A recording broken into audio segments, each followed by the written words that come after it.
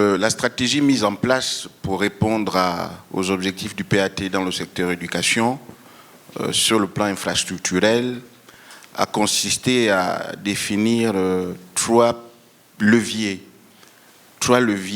pour augmenter les capacités d'accueil, les acquisitions des établissements, c'est-à-dire acheter des structures qui sont déjà construites, qui sont des établissements appartenant éventuellement à des promoteurs privés, les constructions des établissements, construction sur la base du programme d'investissement dans le secteur éducation, l'emprunt contracté par le Gabon à l'AFD, mais aussi sur la base du financement direct du budget de l'État, et puis la réhabilitation, extension de certains établissements qui existaient déjà et qui font partie du patrimoine de l'éducation nationale.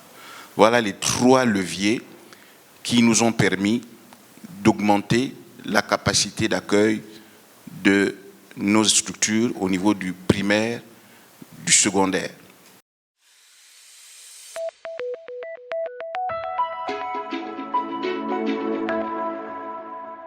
Dans le cadre de la mise en œuvre du PAT, donc au niveau du ministère des Affaires sociales, ce département ministériel a la responsabilité de mettre en place le fonds 4. Vous savez qu'au niveau de la CNAM-GS, 3 fonds sont déjà existants. Le fonds du secteur privé, le fonds du secteur public et le fonds des Gabonais économiquement faibles. Et il se trouve que le fonds 4 consisterait, lui, à prendre en compte toutes les personnes qui ne sont pas du tout concernées par les 3 premiers fonds indiqués, donc notamment ceux du secteur informel, les professions libérales, etc. L'objectif est de couvrir l'ensemble de notre pays de l'assurance maladie, qui est un projet phare et cher au chef de l'État, son Excellence Ali Bongo Ondimba.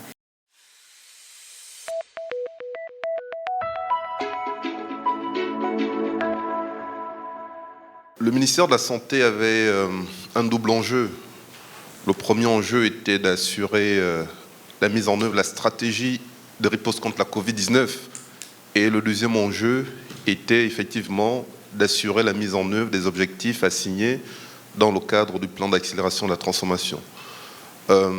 Aujourd'hui, avec cette stratégie de riposte contre la Covid-19 qui a été instruite par les plus hautes autorités, en tête de quel le président de la République, chef de l'État, nous commençons à récolter de manière très significative les fruits de cette stratégie. Aujourd'hui, lorsqu'on regarde les statistiques sanitaires concernant la Covid-19, nous nous disons qu'il fallait effectivement avoir une stratégie efficace pour lutter contre cette pandémie. Concernant le plan d'accélération de la transformation, le premier objectif, c'était le renforcement du cadre institutionnel. Vous avez vu qu'au niveau des eaux et forêts, il y a le code forestier. Au niveau du ministère des Mines, il y a le code minier. Au niveau des autres administrations, il y a les codes. Les codes sont des documents normatifs d'orientation de la politique d'un secteur. Et c'est pourquoi, lorsque nous avons pris nos fonctions, le premier enjeu était d'élaborer le code de la santé publique. Ce code a été élaboré et aujourd'hui, il est en examen au Parlement pour pouvoir l'examiner et l'adopter.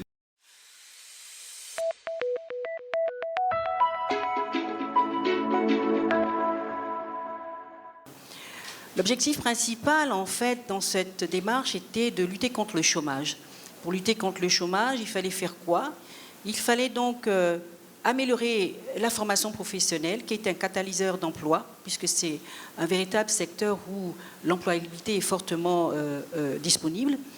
Il fallait donc également modifier et réformer l'outil qui permet de recruter sur le marché de l'emploi, donc le Code du travail. Et il fallait enfin permettre le volet d'amélioration de notre outil également, et qui est l'accélérateur de l'emploi des jeunes. Donc on a eu donc un travail, une stratégie qui était axée sur 3 volets intrinsèquement liés et étroitement liés. Il fallait améliorer la formation professionnelle, le cadre de cette formation professionnelle, le Code du travail et l'ONE.